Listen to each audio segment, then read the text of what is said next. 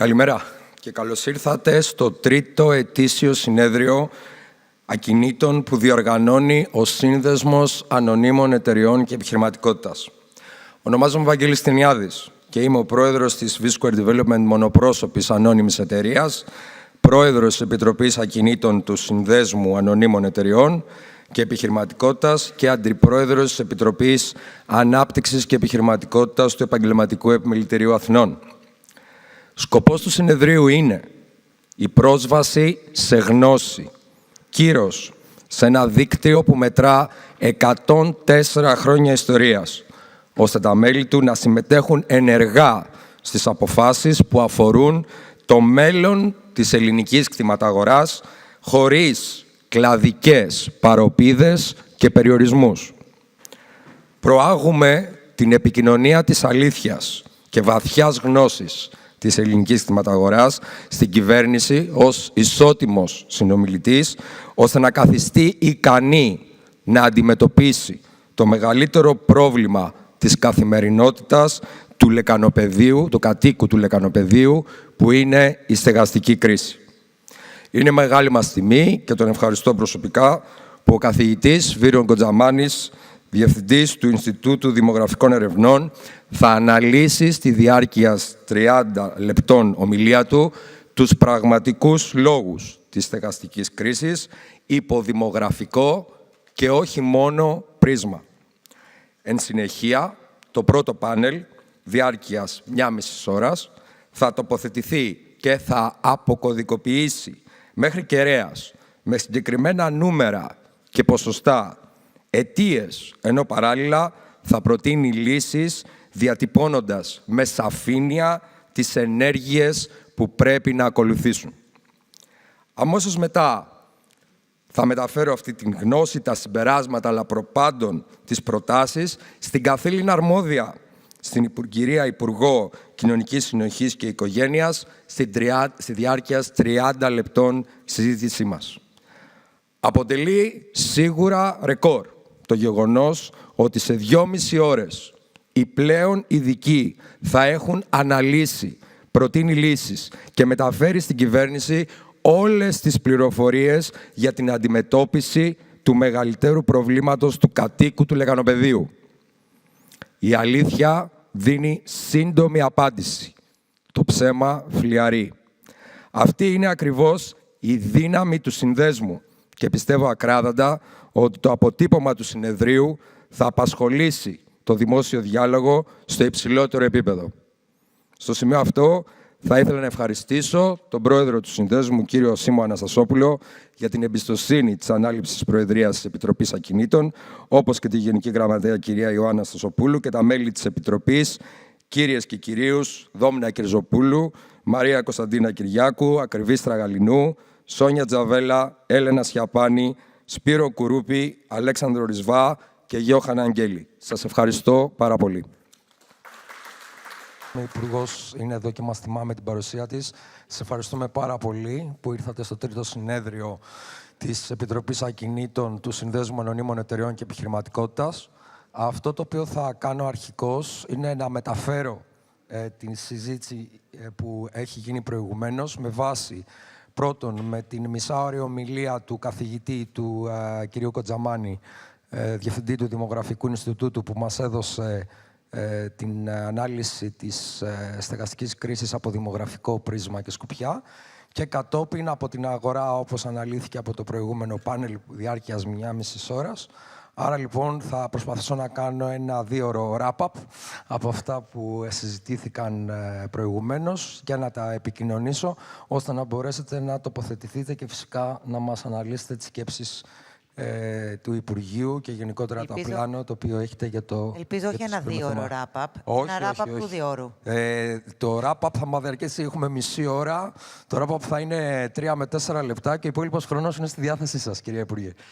Λοιπόν, πρώτον να αναφέρουμε για τους λόγους τους δημογραφικούς. Φυσικά έχουν να κάνουν, αναφέρθηκαν λόγοι όπως έχουν να κάνουν με τον αυξημένο ποσοστό διαζυγίων, που και αυτό, όπως το στεγαστικό, όπως και το δημογραφικό, που είναι τα δύο μεγαλύτερα προβλήματα τα οποία αντιμετωπίζουμε στη χώρα μας σήμερα, και είναι και τα δύο του δικού σας Υπουργείου. Άρα λοιπόν ο καθηγητής ανέλησε ότι το ποσοστό των μονογονεϊκών οικογενειών έχει αυξηθεί. Εκεί που θέλαμε ένα ακίνητο, τώρα θέλουμε δύο. Ποσοστό διαζυγίων αναφέρθηκε γύρω στις 210.000 διαζύγια, σαν ένα συγκεκριμένο νούμερο από αυτά που θυμάμαι. Άρα... Σωστά, γιατί εδώ πέρα να πω ότι ένα εύλογο ερώτημα είναι πώς γίνεται να έχεις δημογραφική κρίση, δηλαδή μείωση του πληθυσμού, και την ίδια στιγμή να μην σου φτάνουν τα ακίνητα που ήδη υπάρχουν. Ακριβώς. Πληθυσμό. Και είναι και ειδικότερο. Εδώ πέρα υπάρχει αυτό το λογικό σφάλμα, έτσι, ότι θεωρείς ότι έχεις μείωση πληθυσμού, ενώ την ίδια ώρα έχεις αύξηση νοικοκυριών. Ακριβώς. Λόγω των διαζυγίων και των μονοπρόσωπων νοικοκυριών. Πολύ σωστά. Και μάλιστα το νούμερο είναι συγκεκριμένο. Τα τελευταία 8 χρόνια, σε μέσο όρο, έχουμε μία μείωση 36.000 Ελλήνων κάθε χρόνο. Αν υποθέσουμε το μισό, το 50% ζει στην Αθήνα, που είναι και μεγαλύτερο το πρόβλημα της στεγαστικής κρίσης, τότε μιλάμε για 18.000 συμπολίτες μας, οι οποίοι φεύγουν. Και τα ακίνητα αυτά, αν βάλουμε και 2 και 3 άτομα να μένουν σε κάθε ακίνητο, πρέπει να είναι γύρω περίπου στα 6 με 7.000 ακίνητα, τα οποία θα πρέπει να είναι ελεύθερα μόνο και μόνο από αυτή τη διαδικασία, και όμως δεν είναι. Άρα λοιπόν. Εδώ πέρα, για να το κάνουμε και λίγο πιο interactive, είναι δύο οι παράγοντες. Fire chat το πάμε πάντως. Το fire δεν ξέρω, το chat υπάρχει. Οι δύο παράγοντες, το ένα είναι αυτό που συζητήσαμε μόλις, δηλαδή το ότι μπορεί να έχεις μειούμενο πληθυσμό, αλλά από την άλλη έχεις περισσότερα νοικοκυριά λόγω των διαζυγίων. Και το δεύτερο είναι μια αναντιστοιχία, ένα mismatch το οποίο υπάρχει μεταξύ του τι κάποιος κληρονομεί και πού θέλει να κατοικήσει. Ακριβώς. Δηλαδή, το ξέρουμε και από προσωπικές εμπειρίες ή εμπειρίες φίλων ή ευρύτερης οικογένειας, ότι αυτό που κληρονομείς, είτε στην γεωγραφική του κατανομή, είτε στα χαρακτηριστικά του τα ποιοτικά, δεν είναι αυτό που θέλεις να κατοικήσεις. Οπότε και αυτό προσθέτει στο στόκ των κλειστών ακινήτων. Πολύ σωστά. Ακριβώς. Ένας λόγος ο οποίος επίσης αναφέρθηκε έχει να κάνει με την μείωση της χορήγησης των στεγαστικών δανείων. Απλά να σας αναφέρω ότι το 2008, πράγματα που σίγουρα ίσως γνωρίζετε, αλλά εγώ αυτή είναι η υποχρέωσή μου, να βάλω πράγματα και να ενημερώσω για ό,τι έχει υποθεί το προηγούμενο 2ωρο. Το 2007 έχουμε γύρω στα 15,4 δισεκατομμύρια ευρώ, τα οποία έχουν δοθεί ως στεγαστικά δάνεια. Και το 2025 αυτό το νούμερο είναι στα 2 δισεκατομμύρια. Άρα λοιπόν βλέπουμε μια μείωση άνω των 13 δισεκατομμυρίων ευρώ. Αν βάλουμε... Προσέξτε, από αυτά τα δύο, το ένα είναι το σπίτι μου ένα. Δηλαδή, έχεις ένα σπίτι μου ένα, το οποίο έχει προσφέρει στην αγορά 1 δισεκατομμύριο σε στεγαστικά δάνεια, και η αγορά των 25, να πούμε, 4 συστημικών ή 4,5 συστημικών είναι στο 1 δισεκατομμύριο. Τρομερό. Για να δούμε, ας πούμε, το εύρος της αγοράς από μόνη της, πλην της βοήθειας του σπίτι μου. Πολύ σημαντικό στοιχείο, το οποίο δεν αναφέρθηκε προηγουμένως. Συνεχίζω πάνω σε αυτό όμως και λέω ότι έχουμε μια μέσο, λοιπόν, αν βάλουμε σαν μέσο όρο, εγώ θα είμαι γενναιόδωρος και θα βάλω σαν μέσο όρο στεγαστικού δανείου στις 300.000. Άρα λοιπόν αμέσως αυτό το νούμερο, τα 13 δις για 300.000, μας κάνουν 43.000 ακίνητα το χρόνο, ακίνητα τα οποία δεν υπάρχουν στο στόκ. Και αυτό το γεγονός είναι γεγονός το οποίο είναι occurring, είναι κάθε χρόνο. Δεν είναι one time, είναι κάθε χρόνο. Μιλάμε για δυνητικά για μείον 43.000 οικιστικά ακίνητα που θα μπορούσαν να υπάρχουν. Εντάξει, εδώ πέρα υπάρχει ένα μικρό άλμα λογικής, έτσι, διότι δεν σημαίνει ότι τα ακίνητα για τα οποία παίρνει κάποιο στεγαστικό δάνειο είναι απριόρι κλειστά ακίνητα. Δηλαδή, πολλές φορές γίνεται και ανακατανομή της στέγασης. Ή δεν είναι όλα οικιστικά, γιατί εμείς μιλάμε για τα οικιστικά. Μπορεί να μην είναι και όλα οικιστικά, μπορεί να είναι κάποια σε μη οικιστικές περιοχές. Αλλά επίσης, αυτό μπορούμε να το διαβάσουμε και από τις δύο πλευρές. Δηλαδή, πολλές φορές μας λένε ότι το σπίτι, μία από τις κατηγορίες είναι ότι τα προγράμματα σπίτι μου 1 και σπίτι μου 2 έχουν πληθωρήσει την αγορά, ακριβώς γιατί πάνω στο σημερινό στεγαστικό απόθεμα πηγαίνεις και αυξάνεις τις τιμές. Αυτό λέει η θεωρία αυτή. Όμως, αυτό που λέμε κι εμείς, είναι ότι οι δύο έρευνες οι οποίες υπάρχουν και δείχνουν κατά πόσον έχουν αυξηθεί οι τιμές ή όχι για τα ακίνητα τα οποία είναι εντός της περιμέτρου του σπίτι μου 1 και σπίτι μου 2, είτε λόγω τετραγωνικών, είτε λόγω ηλικίας, είτε λόγω τιμής, δεν έχουν, μας λένε αυτές οι δύο μελέτες που υπάρχουν, αυξήσει τις τιμές των ακινήτων εντός περιμέτρου vis-à-vis των ακινήτων εκτός περιμέτρου, ακριβώς και επειδή κάποια από αυτά ήταν κλειστά ακίνητα. Οπότε το σπίτι μου 1 και το σπίτι μου 2 έχουν βοηθήσει αρκετά την αγορά και επειδή κάποια από τα ακίνητα τα οποία έχουν χρησιμοποιηθεί βάσει των 2 προγραμμάτων είναι ακίνητα τα οποία προηγουμένως ήταν κλειστά και υπήρχαν πάρα πολλές αγωνίες ή πεποιθήσεις στο μυαλό των ιδιοκτητών ότι δεν υπάρχει κανένα νόημα εγώ να το ανοίξω, είτε γιατί δεν πρόκειται να βρω κανένα να το πάρει, είτε γιατί, και εδώ πηγαίνουμε στο πρόγραμμα της ανακαίνησης, γιατί χρειάζομαι 30-40 ευρώ τουλάχιστον για να το φτιάξω και να γίνει ένα αξιοπρεπές ακίνητο που κάποιος θα θέλει να ζήσει, τα οποία αυτή τη στιγμή, 1, δεν τα έχω και 2, δεν είμαι και σίγουρος, και αυτό είναι κάτι το οποίο ειδικά στη δική μας τη χώρα δημιουργεί προβληματισμούς, δεν είμαι σίγουρος σε τι κατάσταση θα μου το αφήσει ο ενοικιαστής. Θα μου το αφήσει σε κακή κατάσταση και θα χρειάζομαι παραπάνω ανακαίνιση. Θα μου το αφήσει σε μια κατάσταση όπου θα χρωστάει σε λογαριασμούς και μετά θα πρέπει να τους βγάλω εγώ. Και εξού υπάρχει και η υποδημιουργία σκέψη για το μητρό κακοπληρωτών στα ακίνητα, έτσι. Ναι. Το οποίο ήδη μπορεί να γίνεται και μια χρήση αυτού μέσω του Τηρεσία και σίγουρα αν γίνει κάποιο ειδικό θα είναι ακόμα καλύτερο. Αλλά σίγουρα ο Τηρεσίας μας δίνει μια πολύ καλή εικόνα για την πιστοληπτική ικανότητα του κάθε ενοικιαστή. Εγώ θα ήθελα λίγο να πάω στο κομμάτι που αναφέρατε προηγουμένως για το σπίτι μου το 2 και σαν αρχικός στην αγορά γενικότερα, όταν βάζουμε περιορισμούς, βλέπουμε ότι πάντα δημιουργούνται προβλήματα. Και ήθελα να ρωτήσω για ποιος είναι ο λόγος για τον οποίο μπήκε περιορισμός για το σπίτι μου το 2, η κατασκευαστική άδεια να έχει εκδοθεί μέχρι τις 31 Δεκάτου του 2005, το οποίο σημαίνει ότι μιλάμε για ακίνητα 20 ετίας πλάς. Εδώ, να πούμε ότι καλούμαστε πολλές φορές να εξηγήσουμε κάτι και από τις 2 πλευρές. Δηλαδή, θα μπορούσε να είναι αντίστοιχη η ερώτησή σας, αν εμείς δεν είχαμε βάλει τον ηλικιακό περιορισμό για τα ακίνητα, αν ήταν ακίνητα ακόμα και αν ήταν νεόδμητα, θα με ρωτούσατε, μήπως βάζοντας και τα νεόδμητα ακίνητα μέσα, αυξάνουμε πιο πολύ τις πιέσεις στην τιμή τους και είναι ακόμη υψηλότερες από τις ήδη πολύ υψηλές τιμές νεόδμητων. Η λογική πίσω από το ηλικιακό όριο είναι αυτή ακριβώς, ότι αν βάλεις στη νέα οικοδομή τη δυνατότητα να μπορεί να χρησιμοποιήσει ο αγοραστής ένα πιστοληπτικό εργαλείο επί της ουσίας, τότε μπορεί η τιμή να είναι ακόμα υψηλότερη αυτό που θα πληρώσει εν τέλει ο πιθανός αγοραστής μετά. Okay. Οπότε προσπαθώντας και εμείς να εξισορροπήσουμε αυτή την ανάγκη, δηλαδή την ανάγκη του να ανοίξουμε κλειστά ακίνητα, να βοηθήσουμε τα νοικοκυριά και δει τα νέα νοικοκυριά, γιατί εκεί είναι η μεγάλη δυσκολία η οποία συνδέεται και με το δημογραφικό. Πώς θα βοηθήσεις, δεν θα πω θα κινητροδοτήσεις, πώς θα άρεις άλλο ένα εμπόδιο από ένα νεαρό ζευγάρι ή ένα νεαρό άνδρα ή γυναίκα να φύγει από το πατρικό του και να πάει να φτιάξει το δικό του νοικοκυριό. Λέμε στο δημογραφικό ότι ένα από τα προβλήματα είναι το ότι τα ζευγάρια και οι γυναίκες κάνουν παιδιά σε μεγαλύτερη ηλικία. Και ένας από τους λόγους πίσω από αυτό, πίσω από την καριέρα που θέλει να κάνει η γυναίκα και ορθώς θέλει να κάνει και θέλουμε να κάνουμε οι γυναίκες. Ένας από τους λόγους πίσω από το ότι θέλουμε να σπουδάσουμε παραπάνω και να πατήσουμε καλύτερα στα πόδια μας. Ένας άλλος λόγος και σημαντικός λόγος είναι ότι όλοι καθόμαστε στα πατρικά μας μέχρι πολύ μεγαλύτερη ηλικία. Και αυτό το βλέπουμε ως αποτύπωση του μέσου όρου ηλικίας που φεύγει κανείς και στα συγκριτικά στοιχεία της Ελστάτ. Δηλαδή, αν κάποιος φεύγει στα 30, πρέπει εσύ να τον βοηθήσεις. Και εδώ μπαίνει το ηλικιακό όριο για το σπίτι μου 1 και το σπίτι μου 2. Υπενθυμίζω εδώ, ηλικιακό όριο για το σπίτι μου 1, 29 ετών. 39 ετών, ηλικιακό όριο για το σπίτι μου 2, 50 ετών. Δηλαδή το πήγαμε και για να βοηθήσουμε όχι τα τόσο νέα ζευγάρια, ας πούμε.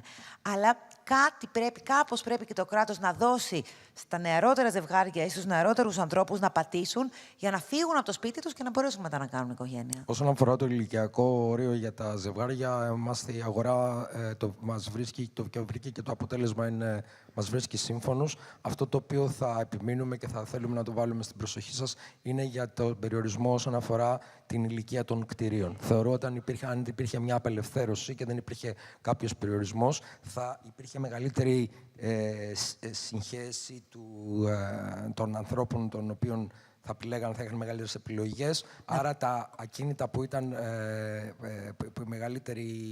σε μεγαλύτερη ηλικία, να πω όμως κάτι εδώ. δεν θα είχαν τέτοια μεγάλη Ξέρουμε αύξηση. και ξέρετε και όλοι όσοι είστε σήμερα μαζί μας ξέρετε, και ξέρετε ότι καλύτερα από μένα θα πω, ότι οι νέες οικοδομές έχουν υψηλότερη αξία. Έτσι, δηλαδή, πάει να πάρει κάποιος ένα διαμέρισμα του 16, προφανώς με τα ίδια τετραγωνικά στην ίδια περιοχή, ένα διαμέρισμα του 16 θα είναι, μπορεί και 1.000 ευρώ παραπάνω το τετραγωνικό από ένα διαμέρισμα του 86. Μπορεί. Σωστά.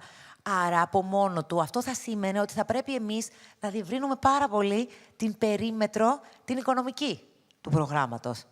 Άρα δεν μπορείς να πεις, εσύ καλύπτεις ως κράτος, μπορούμε και καλύπτουμε ένα συγκεκριμένο οικονομικό προφίλ, έτσι. Δηλαδή, το σπίτι μου 1 και το σπίτι μου 2 φτιάχτηκαν ως προγράμματα ενίσχυσης τόσο της προσφοράς βάσει των κλειστών ακινήτων, όσο και του ίδιου του νοικοκυριού, δηλαδή άμβλησης της ζήτησης, για νοικοκυριά που πραγματικά το έχουν ανάγκη. Αν πηγαίναμε σε νεότερες κατασκευές, που θα πηγαίναμε στο Λεκανοπέδιο Αττικής, τώρα δεν είναι στις 3.000 το τετραγωνικό, ας πούμε, μια λογική τιμή, δεν σας λέω ένα ακριβό να πας να χτίσεις το ελληνικό ή στο Καβούρι, αλλά το οικοδομή του 26 δεν είναι 3.000 ευρώ το τετραγωνικό. Θα μπορούσε το σπίτι μου 2 να καλύψει τέτοια έξοδα?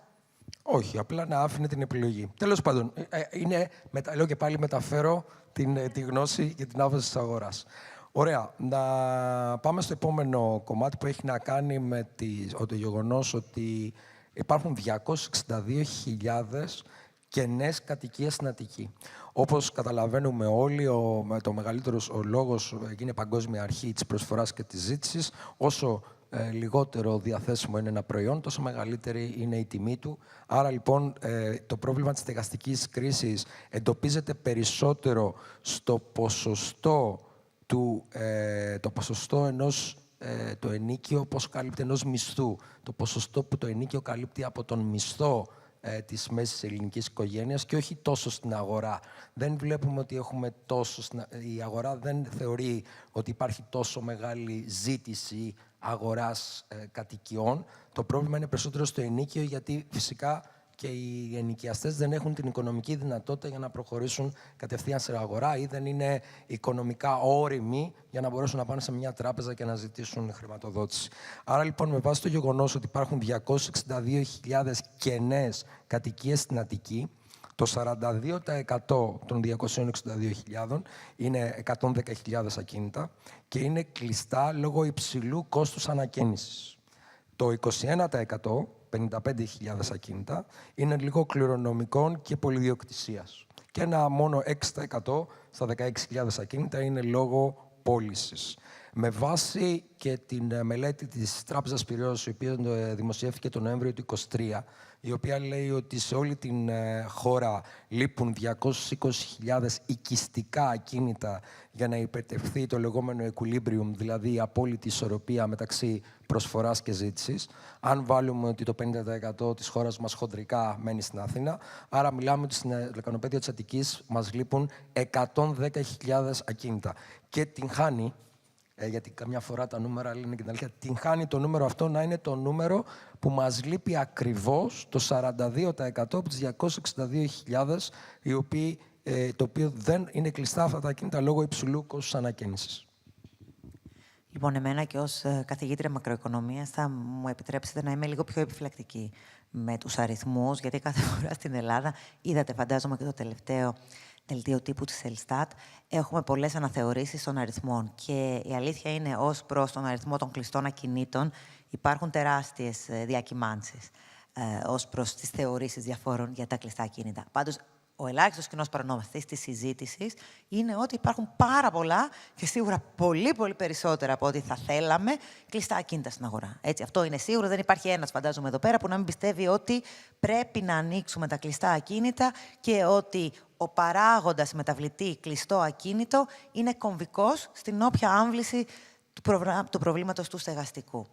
Εδώ πέρα ξεκινάμε με ένα γενικό ποσοστό. 7 στους 10 Έλληνες έχουν το δικό του σπίτι. Αυτό ακόμα είναι ένα από τα υψηλότερα ποσοστά μέσα στην Ευρωπαϊκή Ένωση. Ισχύει, φυσικά. Ευτυχώς, λόγω πολλών πραγμάτων, από τη μία κοινωνιολογικών, της πυρηνικής ελληνικής οικογένειας, η οποία κληρονομεί ο ένας τον άλλον το σπίτι.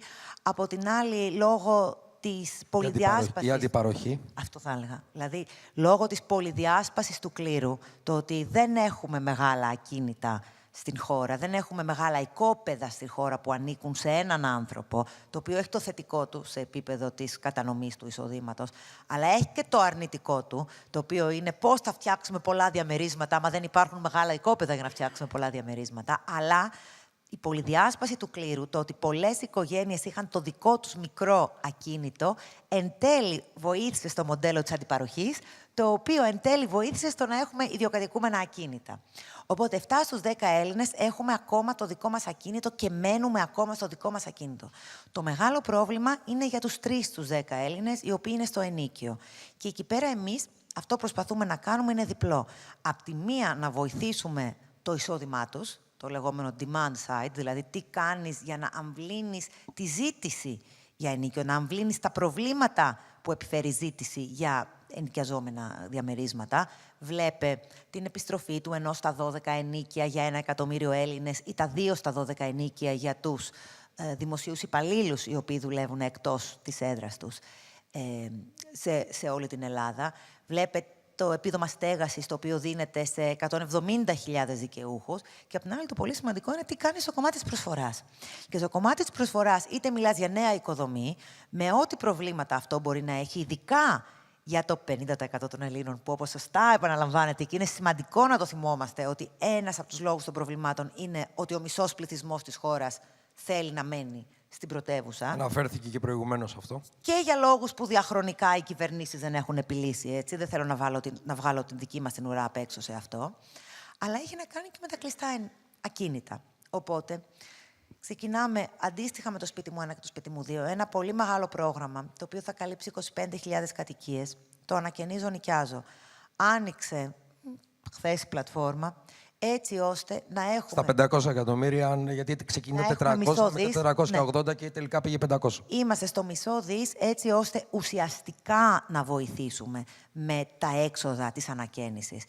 Ξέρετε, τρέχουμε προγράμματα, βλέπουμε τι πρέπει να αλλάξουμε, βλέπουμε ποια ρολάρουν, βλέπουμε ποια δεν ρολάρουν και σε αυτά που δεν ρολάρουν καταλαβαίνουμε, δεν ρολάρουν ως πρόγραμμα ή πρέπει να το αλλάξουμε για να ρολάρει παραπάνω. Μια τέτοια περίπτωση ήταν το ανακαινίζω-νοικιάζω. Το ανακαινίζω-νοικιάζω, θέλω να πω ότι έτρεχε μέχρι σήμερα, με πολύ μικρότερο ποσοστό κάλυψης της επιδότησης. 8.000 ευρώ, ενώ τώρα το πήγατε 36. Ακριβώς, δηλαδή κάλυπτε και μικρότερο ποσοστό και μικρότερο ποσό. Από το 60 πήγε μέχρι και το 95, 70 με 95, και από το 8.000 πήγε στις 36.000. 36.300 ευρώ το τετραγωνικό. Για κάποιον που έχει ένα διαμέρισμα 120 τετραγωνικά, είναι τρίτεκνος, πολύτεκνος, 150 τετραγωνικά, και θέλει να το φτιάξει, και θέλει να φτιάξει το μπάνιο, την κουζίνα, τα πατώματα, τα βαψίματα, τα τριψίματα, τα υδραυλικά, είναι κάτι που βοηθάει. Δηλαδή, 36.000 ευρώ σίγουρα θα βοηθήσουν πολλά νοικοκυριά να πούνε, να πάνε να κάνουν τη μετάβαση από το «δεν βαριέσαι, άστο καλύτερα να κάθεται κλειστό, ακόμα και αν δεν μου δίνει ούτε 1 ευρώ, γιατί τουλάχιστον δεν με βάζει μέσα», να γίνει η μετάβαση από αυτό στο «ας βάλω τα χρήματα που μου δίνει το κράτος, να το ανοίξω, να μπει ένας άνθρωπος μέσα και να παίρνω κι εγώ το εισόδημά μου». Και όχι μόνο αυτό, αλλά και με βάση το γεγονός ότι έχουν γίνει διαδικασίες της απόδοσης μισθείου τόσο γρήγορες πια, οπότε για την περίοδο των κακοπληρωτών, ότι μιλήσατε για το μητρό, υπάρχει ήδη οτηρεσίας, αν γίνει και είναι μια ξεχωριστό μητρό για τους ενοικιαστές, και αυτό θα βοηθήσει πολλούς ιδιοκτήτες να προχωρήσουν στην όλοι ενοικίαση. Κοντά μας ιστορίες που σου λέει «δεν το ξαναανοίγω γιατί θα με βάλουν μέσα». Θα μου το καταστρέψουν. Δεν ξέρουμε όλοι ιστορίες, ας πούμε, για να το πω και πιο χαριτολογώντας, που φεύγει ο νοικιαστής και ξυλώνει μέχρι και τις μπρίζες, ας πούμε. Και λες, μα αυτό το πράγμα, ας πούμε, δεν θα γινόταν ποτέ στην Ευρώπη. Γι' αυτό ακριβώς και μέσα στο Υπουργείο Οικονομικών δημιουργείται και ένα μητρό κακοπληρωτών, με σεβασμό στα προσωπικά δεδομένα βέβαια, έτσι ώστε να υπάρχει και μια πληροφόρηση ως προς το ποιον βάζεις μέσα, για να είσαι σίγουρος και να έχεις ένα λιγότερο αντικίνητρο στο να ανοίξει το κλειστό σου ακίνητο. Εμείς χρησιμοποιούμε, γιατί η εταιρεία μας διαχειρίζεται 1.200 ακίνητα, χρησιμοποιούμε τον τηρεσία κατά κόρον. Και αυτό ήθελα να το... Ναι, ως ένδειξη οικονομικής συμπεριφοράς κάποιου. Πιστοληπτικής πίστης, ικανότητας. Το επόμενο θέμα το οποίο θα μπορούσαμε να δούμε είναι να φέρετε στην κοινωνική κατοικία. Ένα κομμάτι που και αυτό αναφέρθηκε κατά κόρον. Και πήραν σαν παράδειγμα κάποιες χώρες της Ευρώπης, οι οποίες υποχρεώνουν τους κατασκευαστές, και ακούσαμε το 33% των κινήτων των οποίων κατασκευάζουν να πηγαίνει στην κοινωνική κατοικία. Αλλά δεν θα μείνω σε αυτό, απλά θα αναφέρω αυτό το οποίο αναφέρθηκε το συγκεκριμένο. Από εκεί και πέρα, για την κοινωνική κατοικία γενικότερα, ποιες είναι οι σκέψεις του Υπουργείου, τι θεωρείτε, ποια είναι τα πλάνα σας? Λοιπόν, εδώ να υπάρχει μια οριζόντια παραδοχή από εμάς. Στο κομμάτι της κοινωνικής κατοικίας η Ελλάδα είναι πάρα πολύ πίσω. Και δεν ξέρω καν αν μπορώ να πω ότι είναι πάρα πολύ πίσω ή αν ξεκινάει από το σημείο 0. Υπάρχουν χώρες, δεν ξέρω πόσοι από εσάς έχει ασχοληθεί κάποιος με το real estate στην Αυστρία, εδώ πέρα. Η Αυστρία, λοιπόν, είναι μία από τις χώρες οι οποίες έχουν φανταστική ιστορία και εμπειρία στην κοινωνική κατοικία.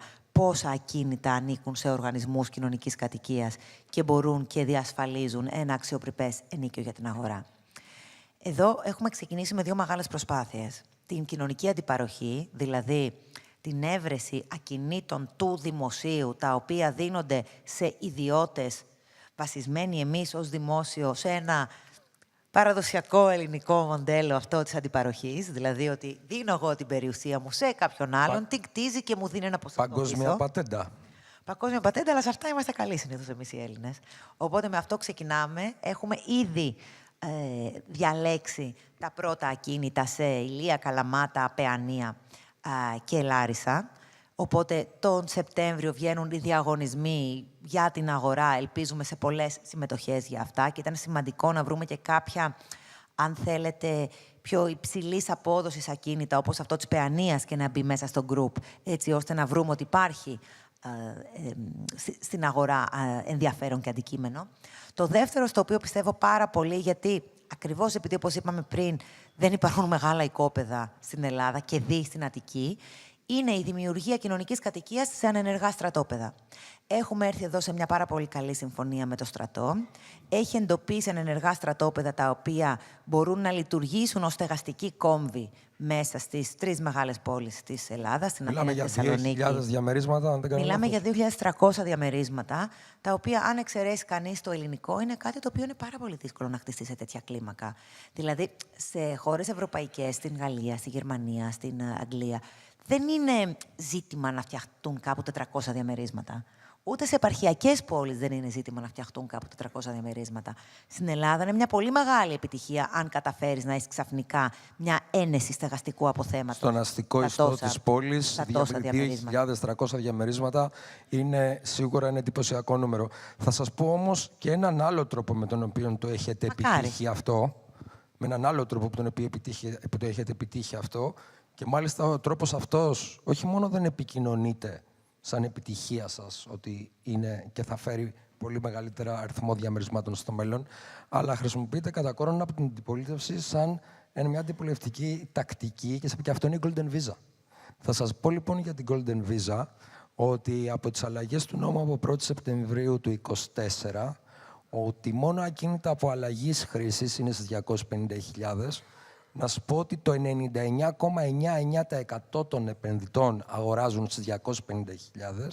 Άρα λοιπόν όλα αυτά τα ακίνητα που ρημάζανε στο παρελθόν, όπως παραδείγματος χάρη και αναφέρθηκε στο προηγούμενο πάνελ, το project του Κεράνη που είναι 408 διαμερίσματα στον αστικό ιστό της πόλης του Πειραιά, 146 διαμερίσματα είναι το δικό μου project στον Κεραμικό, τα οποία όλα αυτά διαμερίσματα είναι διαθέσιμα μόνο στη μακροχρόνια μίσθωση. Γιατί απαγορεύεται για τους επενδυτές Golden Visa να είναι στη βραχυχρόνια μίσθωση. Άρα, έχουμε από τη μία πλευρά ανάπτυξη, και θα αναφέρω άλλα δύο project, δύο εταιριών, των οποίων μόνο αυτά τα 4 project, τα 3 είναι στον Πειραιά και το ένα στον Κεραμικό, στην Αθήνα, μόνο από αυτά τα 4 project μπαίνουν στην αγορά 1.250 διαμερίσματα μέχρι το τέλος του 2027. Για να σας πω ότι, επειδή είμαι κατασκευαστής και επίσης έχω σπουδάσει στατιστική, ότι για να μπορέσεις να επιτύχεις, να αναπτύξεις στον αστικό ιστό της πόλης, πρέπει να υπάρχουν 1.200 δυνητικοί αγοραστές. Και πρέπει να είναι Έλληνες. Από τη στιγμή που δεν υπάρχουν, δεν αναπτύσσεις. Αυτά τα νούμερα, τα οποία θα γίνουν μέσα σε 2 χρόνια, για να μπορέσουν να αναπτυχθούν, θα έπαιρναν τουλάχιστον 10 με 12 χρόνια. Και απ' την άλλη πλευρά, ότι με βάση το γεγονός ότι οι επενδυτές του Golden Visa μόνο το 6% ιδιοκατοικούν στα ακίνητα, τα οποία όλα τα ακίνητα αυτά είναι διαθέσιμα στη μακροχρόνια μίσθωση. Και εδώ αυτό το τεράστιο γεγονός όχι μόνο δεν σας πιστώνεται, αλλά από την αντιπολίτευση χτυπιέται συστηματικά το πρόγραμμα της Golden Visa που ζει και 75 διαφορετικά επαγγέλματα από αυτό. Είμαστε πραγματικά εντυπωσιασμένοι με το συγκεκριμένο θέμα. Νομίζω ότι τριγκάρει το όνομα. Το Golden Visa κάπως τριγκάρει τον κόσμο. Είναι δύο πολιτικές οι οποίες βοήθησαν πάρα πολύ διαφορετικές ανάγκες και της βραχυχρόνιας μίσθωσης, του Airbnb και της Golden Visa, που έφεραν ουσιαστικά επενδύσεις και εισόδημα στη χώρα, κατά κύριο λόγο στις πιο δύσκολες εποχές, δηλαδή εκεί που έκανες ένα κλειστό ακίνητο Airbnb και είχες ένα εισόδημα εκεί που μπορεί να έχεις χάσει και τη δουλειά σου, και αντίστοιχα της Golden Visa να φέρει κόσμο σε μια περίοδο που η Ελλάδα σε επίπεδο των άμεσων ξένων επενδύσεων ήταν πάρα πολύ χαμηλά. Οπότε, δεδομένου το ότι δημιουργήθηκαν και αναπτύχθηκαν σε διαφορετικές και πιο δύσκολες εποχές, τώρα υπάρχει ο αντίλογος, αν θέλετε ακόμα και η ρετσινιά, ότι οτιδήποτε έχει να κάνει με αυτές τις δύο πολιτικές πρέπει να το πολεμήσουμε. Έχετε όμως πολύ δίκιο, γιατί δεν είναι έτσι. Το ότι μέσα από την Golden Visa και την δημιουργία ακινήτων μέσω της αλλαγής χρήσης είναι αυτό που λένε outside the box, ας πούμε, απάντηση στις κλειστές κατοικίες. Γιατί δεν είναι ότι παίρνω την παραδοσιακή κλειστή κατοικία και την ανοίγω. Είναι ότι βρίσκω κάτι το οποίο είναι σε κακή κατάσταση, του οποίου η χρήση ήταν κάτι τελείως διαφορετικό, που σήμερα η οικονομία δεν τη στηρίζει, γιατί όλα αυτά ήταν derelict buildings, έτσι. Δεν ήταν κάτι το οποίο ήταν βιοτεχνίες οι οποίες σήμερα άνθιζαν. Ήταν βιοτεχνίες μια άλλη περίοδο, τα περισσότερα από αυτά, τα οποία σήμερα ήταν εγκαταλελειμμένα. Και πολλά από αυτά ήταν και εστίες μόλυνσης, ακριβώς. Οπότε δεν είναι απλά ότι ανοίγεις ένα κλειστό ακίνητο, είναι ότι δίνεις ξανά ζωή σε κάτι το οποίο στην καλύτερη των περιπτώσεων ήταν κλειστό στο κέντρο της πόλης. Εδώ, πηγαίνοντας πίσω στην κοινωνική κατοικία, να πω μια μεγάλη πρόκληση την οποία έχουμε.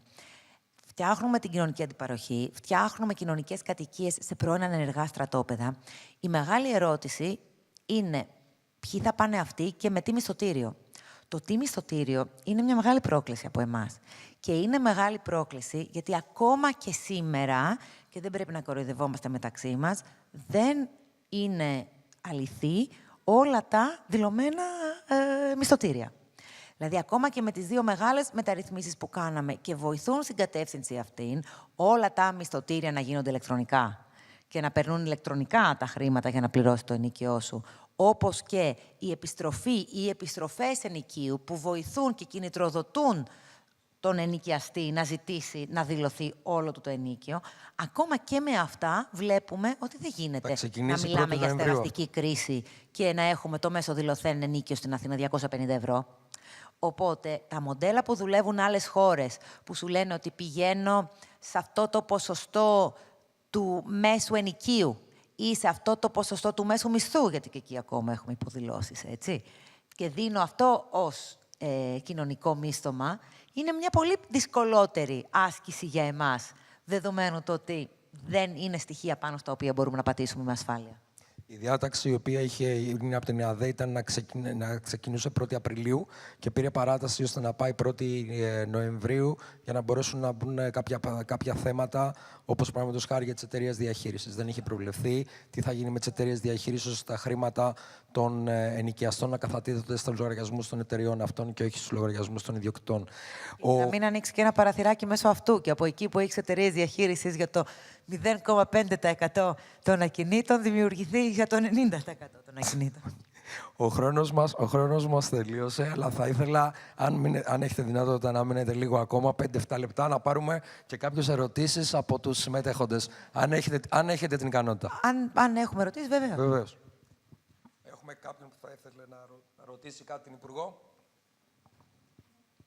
Κάτι που δεν καλύψαμε. Τα είπαμε πάρα πολύ καλά. Σημαίνει ότι το πήγαμε πάρα πολύ καλά. Σας ευχαριστώ πάρα πολύ. Ο κύριος.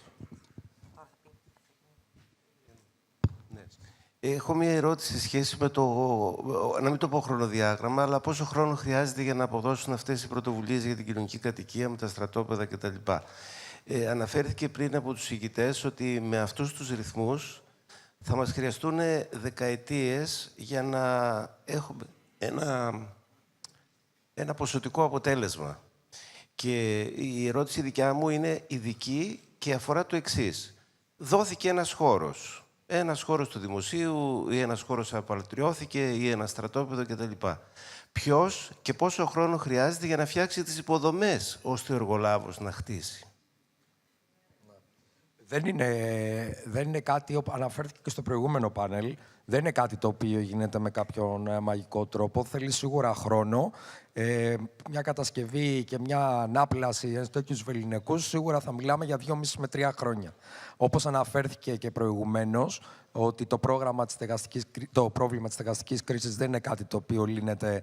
Θέλει λοιπόν συνδυασμένες ενέργειες. Αν όμως βάλουμε το νούμερο το οποίο λέγαμε προηγουμένως για τις 110.000 ακίνητα που λείπουν και συζητάμε αμέσως για 2.300, μιλάμε για κάτι παραπάνω από 2%. Άρα λοιπόν αυτό είναι απλά μία κίνηση η οποία γίνεται από το Υπουργείο. Από εκεί και πέρα σίγουρα χρειάζονται πολύ περισσότερες, οι οποίες αναλύθηκαν και στο προηγούμενο πάνελ. Να πω ότι αυτή την ερώτηση θα ήθελα να την κάνω εγώ σε εσάς. Δηλαδή, εσείς που ξέρετε την αγορά πολύ καλύτερα, θα ήθελα πραγματικά να μου πείτε τι χρειάζεται, γιατί ξέρετε, κάθε φορά μπορεί ο ιδιώτης και το δημόσιο να έχουν τον ίδιο ανάδοχο και ο ίδιος ανάδοχος να παραδίδει στον ιδιώτη στο έντρετο της ταχύτητας από ό,τι παραδίδει στο δημόσιο. Και αυτό να μην είναι αμιγώς ευθύνη του δημοσίου. Οπότε, στην ερώτησή σας, ειδικά στα στρατόπεδα που έχουμε μαζική, αν θέλετε, δημιουργία ακινήτων, υποχρέωση του στρατού και δέσμευσή του είναι και όλες οι μελέτες δικτύου. Δηλαδή, όλες οι μελέτες δικτύου και δικτύων που χρειάζονται είναι μέσα σε αυτό το πακέτο, έτσι ώστε εκεί που οι ανάγκες που θα δημιουργηθούν σε αποχετεύσεις, σε ηλεκτροδοτήσεις, θα είναι πολύ μεγαλύτερες, αλλά και ακόμη και οι κοινωνικές ανάγκες που θα δημιουργηθούν. Δηλαδή, θα πρέπει να φτιάξουμε, παραδείγματος χάρη, πέραν από γήπεδα και παιδικές χαρές και βρεφονιπιακούς σταθμούς και στα 3 στρατόπεδα αυτά. Από την άλλη, ο χρονικός ορίζοντας για την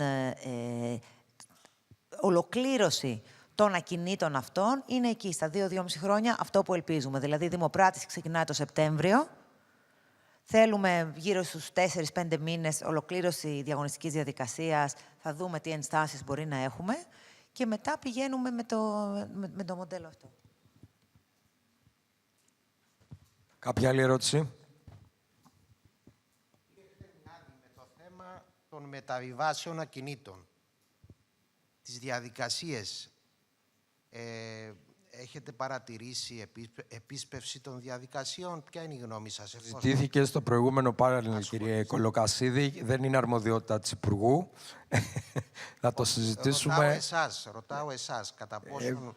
Να βάλουμε πρώτα τις ερωτήσεις που έχουμε για την Υπουργό, γιατί είναι σε πολύ tight timetable και αμέσως μετά να απαντήσουμε αυτό. Κάτι που να θέλουμε... Εδώ να πω το εξής που συζήτηκε στα 2 προηγούμενα Υπουργικά Συμβούλια, είναι ότι με το νέο νομοσχέδιο του Υπουργείου Δικαιοσύνης πάνω στο κληρονομικό δίκαιο, η βούληση και ο σχεδιασμός είναι για την ακόμη μεγαλύτερη επιτάχυνση αυτών των διαδικασιών, ειδικά εκεί που υπάρχει πολυδιάσπαση της ιδιοκτησίας.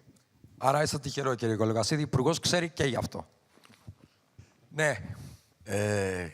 Να κάνω μια ερώτηση προς την Υπουργό, γιατί μου κάνει φοβερή εντύπωση. Πασιόπουλος είμαι από την Εθνική Συνομοσπονδία Εμπορίου και Επιχειρηματικότητας. Δεν άκουσα κάτι για κάποια σύμπραξη με τον καθήλυνα αρμόδιο μέχρι πριν λίγα χρόνια για τις ευπαθείς ομάδες, για την Εκκλησία. Έναν μεγάλο ιδιοκτήτη σε αυτή τη χώρα, που πήραν και αύξηση από ό,τι είδα τα τελευταία χρόνια στη μισθοδοσία τους. Δεν υπάρχει κάποια ομάδα εργασίας με την Εκκλησία στο σύνολό της, ώστε ακίνητα τα οποία διαθέτουν, εγώ είμαι από το Μεσολόγγι, το μισό Μεσολόγγι ανήκει στην Εκκλησία, να δοθούν σε χαμηλότερη τιμή σε κοινωνικές ομάδες τις οποίες θεωρούμε ότι χρειάζονται, όπως είναι οι οικογένειες? Κοιτάξτε, η Εκκλησία ήδη στον βαθμό των έργων που υλοποιούνται δίνει το δικό της κομμάτι. Δηλαδή, ένα από τα έργα τα οποία έχουμε, αλλά είμαστε εδώ πέρα, πόση ώρα? Πόση ώρα είμαστε στο πάνελ αυτό? Είμαστε ήδη στα 35 λεπτά. Είμαστε 35 λεπτά. Φαντάζομαι ότι δεν σας προκαλεί έκπληξη το δεν τα έχουμε συζητήσει όλα. Στα 35 λεπτά δεν θα μπορούσαμε να τα συζητήσουμε όλα.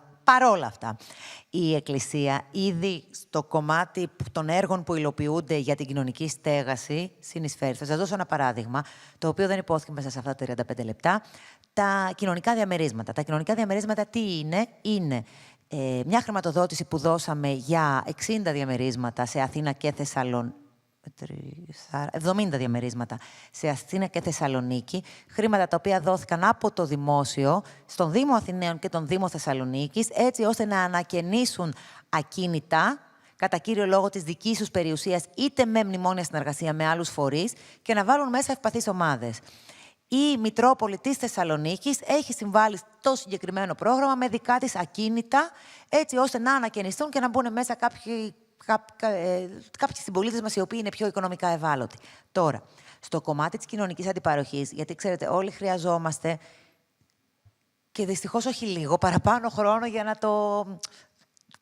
για να γίνει η σωστή νοητική επεξεργασία όλων αυτών των προγραμμάτων. Στο κομμάτι της κοινωνικής αντιπαροχής, βεβαίως και οι Μητροπόλεις της χώρας, αλλά και οι Αρχιεπισκοποί μπορούν και θέλουμε να συμμετέχουν. Με τον ίδιο τρόπο που θα συμμετέχουν και τα πανεπιστήμια της χώρας, τα οποία σε μεγάλο βαθμό έχουν μεγάλη ακίνητη περιουσία. Και οι δήμοι, όπου αυτοί έχουν μεγάλη ακίνητη περιουσία. Η κοινωνική αντιπαροχή δουλεύει ως μοντέλο το οποίο στα κρατικά κτίρια συγκεντρώνει το δικό μας το Υπουργείο, την κυριότητα των κτηρίων και χρησιμοποιεί τον νόμο της κοινωνικής αντιπαροχής, αλλά αντίστοιχα μπορούν οποιασδήποτε νομικές οντότητες να το χρησιμοποιήσουν. Ήδη έχουμε το Δήμο Θεσσαλονίκης, ο οποίος προχωράει σε αυτό, και ελπίζουμε πως και όλοι όσοι είναι μεγάλοι ιδιοκτήτες γης θα μπορέσουν να το χρησιμοποιήσουν, έτσι ώστε από τη μία να αξιοποιήσουν την περιουσία τους και μετά σε ένα 30-40% των ωφελούμενων των κτηρίων που θα δημιουργηθούν να μπορέσουν να στεγάσουν και ευάλωτο πληθυσμό. Τώρα, αν αυτό ρολάρει πολύ καλά και 6, 7, 8 χρόνια μετά δούμε ότι είναι ένα μοντέλο το οποίο χρησιμοποιούν όλοι όσοι έχουν ακίνητη περιουσία πλην της Εκκλησίας, προφανώς ελπίζω να είμαστε εμείς, πιθανόν να είναι κάποιος άλλος, να πιάσει όμως την Εκκλησία και να ζητήσει να συμμετέχει και εκείνη κατά το μερίδιο που της αναλογεί ηθικά και σε επίπεδο κατοχής γης, στο μοντέλο το οποίο ήδη στο σημείο αυτό θα έχει ρολάρει τόσο. Σε ευχαριστούμε πάρα πολύ, Υπουργέ, για το χρόνο σας. Εγώ σας ευχαριστώ για το δικό σας χρόνο που είστε εδώ και συζητάμε μαζί. Ευχαριστούμε πάρα πολύ.